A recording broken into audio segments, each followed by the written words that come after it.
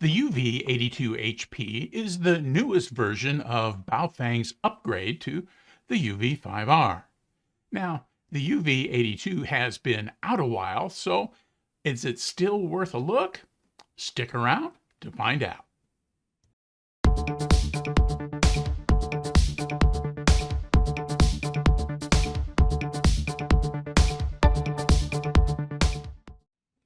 Hi, and welcome to the Gadget Talk channel, where we do reviews and how-tos on a variety of electronic gadgets that catch my eye. If you find this video helpful, please like, comment, share, and subscribe to the Gadget Talk channel. Thank you. If you've visited my channel before, you probably know that one of my interests is ham radio and other two-way radio services.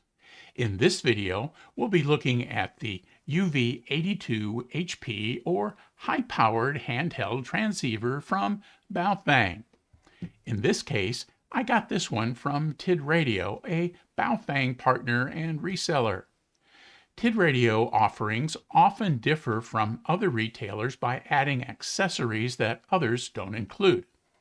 In this case, the Tidradio offering of the UV-82 HP is less expensive than several sellers, plus the kit includes an extra battery, hand mic speaker combo, and a programming cable.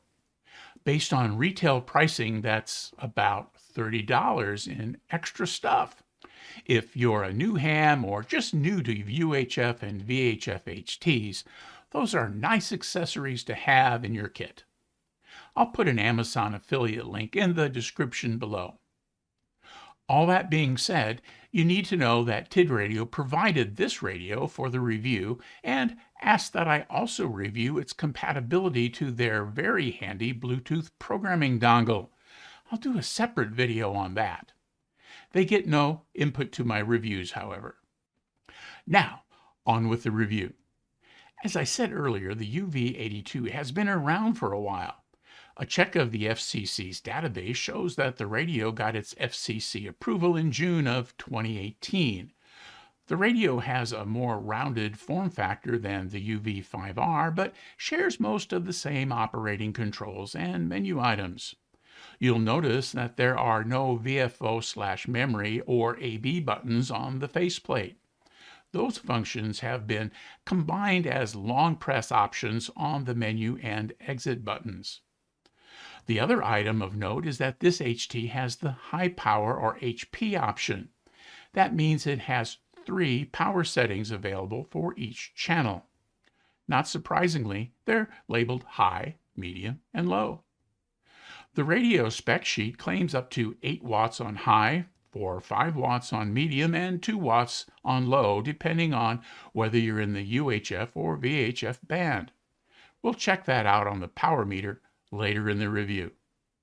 As with most radios in this price range, the UV-82 HP has the usual CT, CSS, and DCS codes for accessing repeaters, and it has 128 available memory channels for you to program your favorite repeaters or other receive-only frequencies. The last thing I'll mention here is that the radio has a split push-to-talk button. If you press the upper part of the button, you'll transmit on register A, and if you press the lower half, you'll transmit on register B, or the bottom display on your screen. So, let's get started by taking a look at what comes in the box. So here's your basic BaoFeng box, small radio, small box. But as I mentioned, here we have the Tidradio offering, and it's a bigger box because there's some extra accessories in the box. So let's take a look at what you're going to get in terms of the accessories. First, of course, is some paperwork, and we get the quick start user guide here just on a small piece of paper. It helps you get driver installation for the programming cable that comes with the kit. A basic little recommendation to use the Bluetooth programmer, and so it gives some information about that if you don't have one of those already. And then of course there's the user's manual that comes in the box. It is pretty typical of these BaoFengs. It's got Pretty readable English. It's got some good diagrams, and then it has basic menu explanations that are very helpful. And then some of the basic programming chores are also described in kind of a step-by-step way here in the manual. If you're familiar with BaoFeng radios, this one is really no different. So let's look at some of the hardware now. One of the first extra pieces that you're going to get with your radio is a speaker mic. And so this plugs into the radio, into the side of the radio, and then there's a small speaker and a microphone here. So you can clip this to your chest, clip it to a backpack or other strap that you might be dealing with, and then clip the radio to your belt. So these are kind of handy to have. They go into all of these K-connector radios, so you don't need a dozen of them, but if you don't have one, having one in your kit is a pretty good deal. The next thing that comes with the radio that oftentimes doesn't come with these little radios is a programming cable. And so this programming cable has a chip here in the A side of the USB, and then the plugs for the side of the radio. And then, as I showed you before, there's some instructions on getting the drivers installed should they not install. When I plugged this in and used it, Windows found the driver and installed it. So it was just as easy as plugging it in and finding it in my device manager. So there's the programming cable. Here in the little plastic bag is what I refer to as the secret agent earphone. And so you can see there's a clip to go over your ear, a little speaker there that would fit in your ear canal, a clip for the radio, push to talk button, and mic are all included, along with a little piece of foam to cover the speaker that rests in your ear. Again, these plug in on the side of the radio where your K connector is. You can see those little connectors are right there. Now to charge the radio, it has the basic BaoFeng charger. These are all pretty much the same, but the shapes are a little different depending on the shape of the radio. And this radio is shaped a little different. And so if we look carefully on the bottom, we can find that this is a CH8 model charger. The little LED will glow here when it's charging. It'll turn green when the charge is complete. And then there is the wall wart with a little circular plug that goes into the back of the charging cradle itself.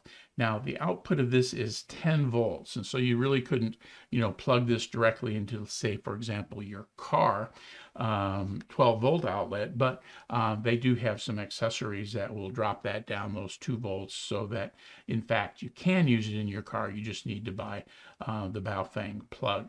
So again, what is missing with this radio, because it is a little older, is that it doesn't have a 5-volt or USB type input here on the charger or on the battery itself. Now, speaking of the battery, it comes with an extra battery, and this is, depending on where you find them, anywhere from a $10 to a $20 accessory, which is really pretty handy. It's your, basic BaoFeng battery. It has the various cautions. It's a BL8 battery, and it has a 2800 milliamp hour capacity. And like with most of these radios, it's a 7.4 volt battery. Last but not least are a couple of little attachment devices. Here is the belt clip for the radio. The screws are on the back of the radio, and I'll show you that here in just a minute. And then there's also a wrist strap with a loop on the back of the radio. So if you're carrying it around, you can loop it around your wrist so it's a little bit more secure. So let's take a look here at the radio itself. So let's take a quick look at the radio itself. First, the antenna. It's your typical little rubber ducky. You can see here on this end that it is the female or socket side here.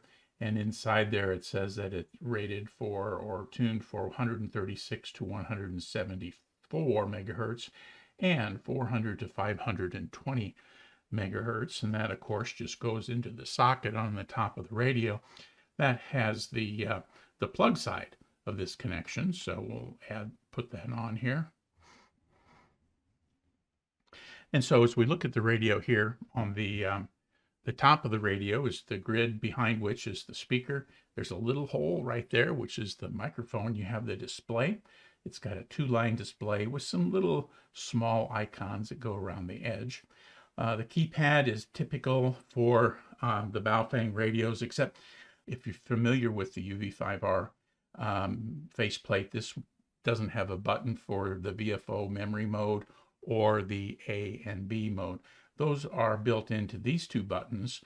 This one is labeled as exit and AB, which AB being a long press on the button, and switching from channel or memory mode to VFO mode is a long press on the menu button.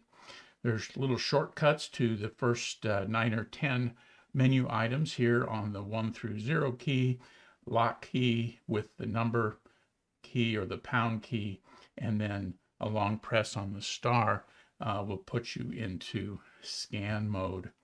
On this side, we have a couple of other buttons. A unique feature of this radio is that there's the push to talk for the A register or the A VFO, and a push to talk on the bottom part of the button for the B register or B VFO. A couple other buttons here. You can, monitor, which basically breaks the squelch for everything. And when we get these turned on, I'll show you what these guys do. On the back is the battery, takes up nearly the whole back of the radio. This radio, the belt clip, screws in using these two little screws that are attached to the radio and not the battery. Some people like that.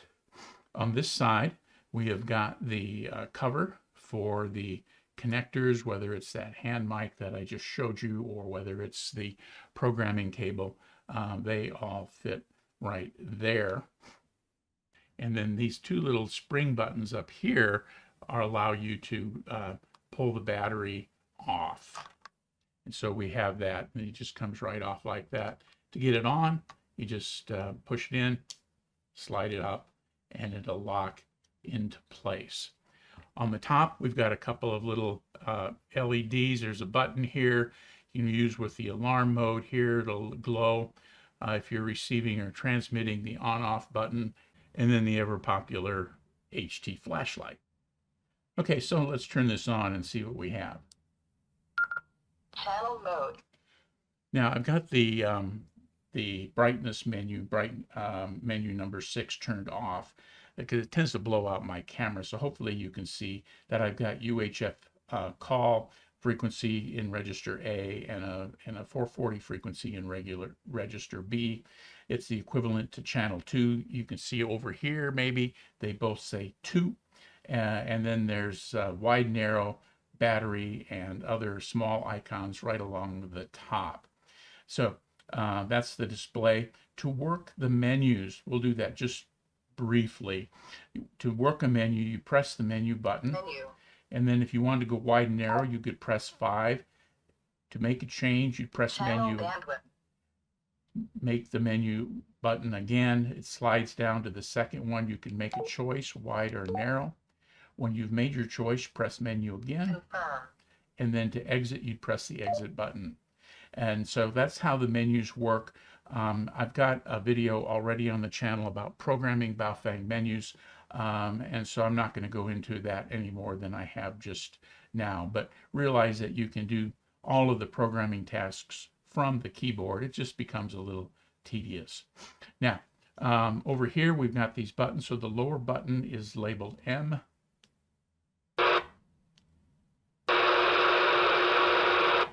And by pressing that, it takes the squelch level off. My squelch levels that I normally use are squelch 3. And so that's what that is doing. And then the upper button forms the alarm. And I've got the alarm set to sight because I only want the alarm to sound on the speaker. I don't want to broadcast that siren sound. So those are the two buttons over there. A quick push on that small button on the side, the upper one, puts it into FM mode. I've seen that some of the newer models don't have FM mode because they can't get FM chips, but this one certainly has that. And then the lower button on a quick press is going to turn on the flashlight. You can see that. Another press makes it flash, and a third press toggles it off. So squelch and flashlight on the bottom, alarm and FM on the top, and then your push to talks over here. So that's pretty much a tour of the radio. Okay, here you can see my MFJ 874 power meter.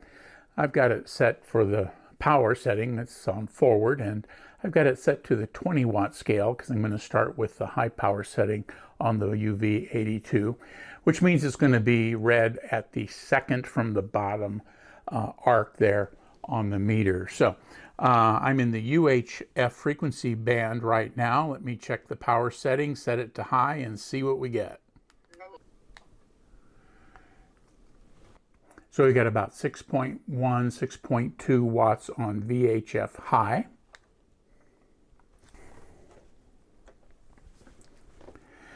So I've changed the setting there to the 5 watt scale, which will be the bottom scale. And let's see what we get for UHF on mid-range power. About 3.2 or so. Here's VHF at mid-range. About 3.5. Here's UHF at low. So it's there about 2.1 watts at that bottom scale. And here is VHF on low. Again, just a hair over 2 watts. So those are the power ratings at high, medium, and low on the UHF and VHF frequency bands. So this is pretty typical for little handy talkies. They advertise it as up to 8 watts, but it seldom happens. They get off the hook when they say up to, but it's very typical for what you would expect from this kind of radio. I've done this test on a number of radios, and they all come up about the same.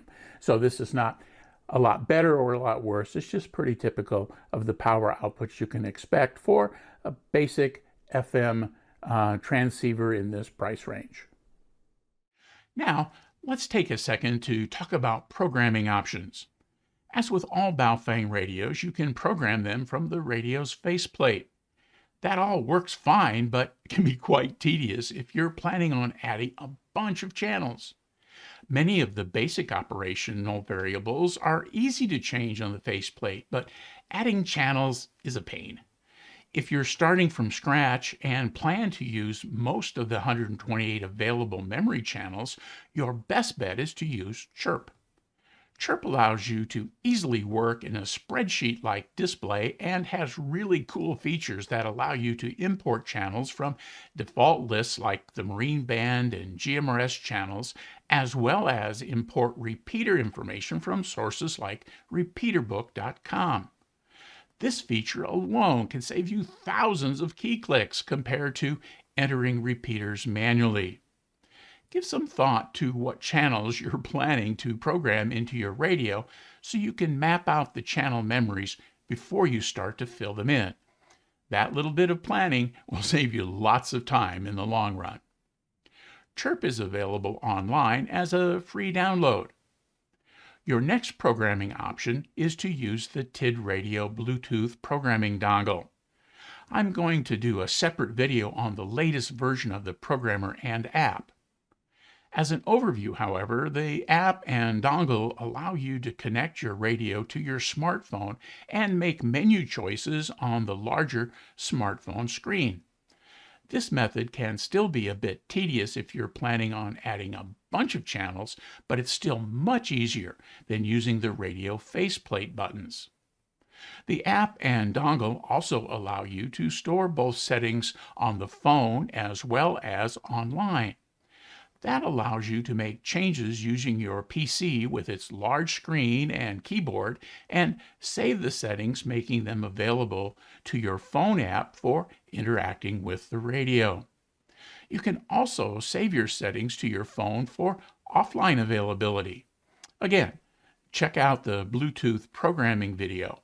I'll link it to this video's end card and in the description below. Let's wrap this up with some closing comments. After using the radio, I find I can hit the repeaters that I normally hit from my backyard using other HTs. I've gotten good signal reports, so my sense is that the radio is your typical BaoFeng HT. The reasonable price and extra accessories packed with the Tidradio offering makes this a good value. As I said earlier, if you're a new ham just getting started with a technician ticket, this would be a good choice, especially if you're on a budget. This will get you on the air while you continue to learn more about the hobby. From there, you can decide what direction you might choose to go with in the hobby and examine each choice's array of radios and equipment. The UV-82 also makes a good ECOM or go bag radio.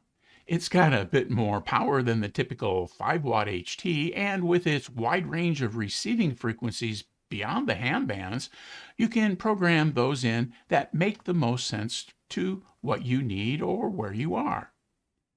If you've seen some of my other reviews, you've probably noticed that most of them are fairly positive.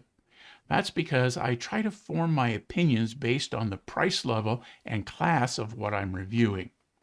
In this case, the UV-82 HP remains an entry-level basic FM HT. At the sub-$50 price point here in 2022, it's a solid choice for those looking for that kind of radio. Again, be sure to look for my follow-on video on this radio being used with the latest version of the Tidradio app and Bluetooth programming dongle. I'll have links to the radio and the other video in the video description, or you can join me over here now using this link. 73, and thanks for watching.